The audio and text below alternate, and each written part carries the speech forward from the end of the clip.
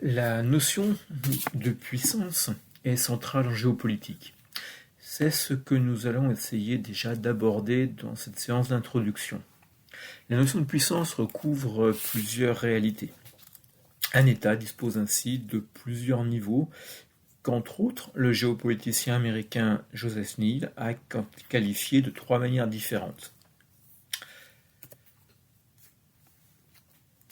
Dans son livre, le Soft Power, The Means to Success in World Politics, en 2004, la puissance pour Joseph Neal est tout d'abord caractérisée par la puissance traditionnelle, celle qu'on connaît le mieux, c'est-à-dire la puissance militaire, la puissance diplomatique, territoriale, la superficie du territoire, les ressources naturelles, les terres agricoles, et également la démographie.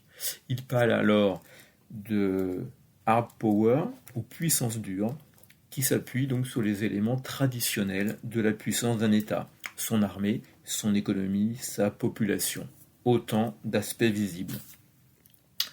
Ainsi, la population chinoise est considérée comme le pilier du développement de l'empire du milieu. Le territoire est aussi un atout important pour des pays comme la Russie, première superficie territoriale mondiale, mais également pour le Brésil, dont le territoire occupe une part importante de l'Amérique du Sud. Ce sont autant d'éléments de puissance, mais ce sont également ces immensités des points qui peuvent être problématiques du fait des distances, de la multiplicité des cultures, des populations présentes sur celui-ci. Pour les États-Unis, eh bien, la puissance militaire a été et reste un atout indéniable qui permet de peser largement au niveau international pour cette puissance première mondiale. Deuxième niveau de puissance défini par Joseph Neal, c'est la puissance économique, c'est l'influence que peut avoir un État. On parle alors de soft power. C'est l'utilisation de son modèle culturel, de ses valeurs. Ainsi, un pays comme le Japon, eh bien, rayonne du fait de sa culture traditionnelle, par son influence culturelle, ce qui a des conséquences sur son attractivité économique. La langue peut être également un atout puissant. Par exemple, la langue française eh bien, est une des principales langues mondiales.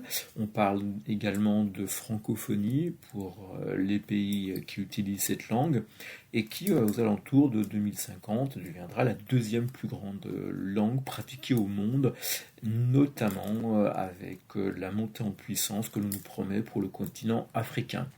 On peut penser effectivement que l'utilisation croissante de la langue française eh bien, aura une influence sur la France et son rôle dans le monde.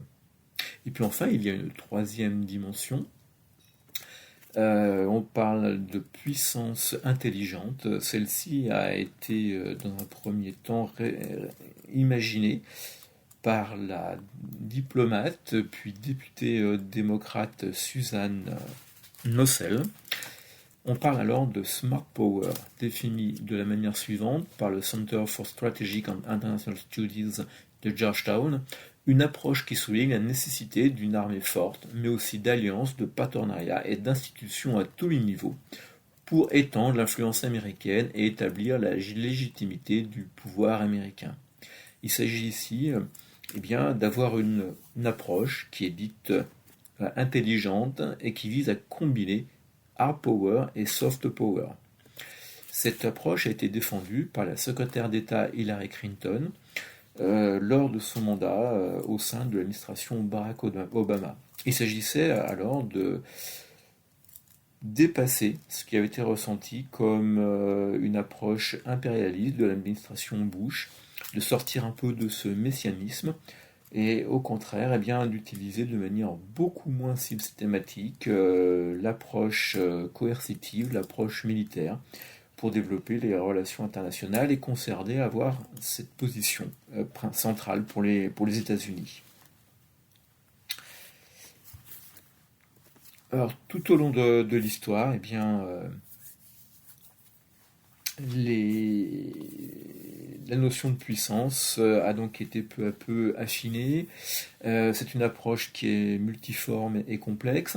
Ainsi, l'universitaire français Serge Sur l'a définit de son côté comme la capacité de faire, la capacité de faire, la capacité d'empêcher de faire et la capacité de refuser de faire. Pour ceci, eh bien, il a repris la définition que Raymond Aron avait lui-même posée dans les années 60, où il exprimait la puissance comme la capacité d'un acteur d'imposer sa volonté aux autres.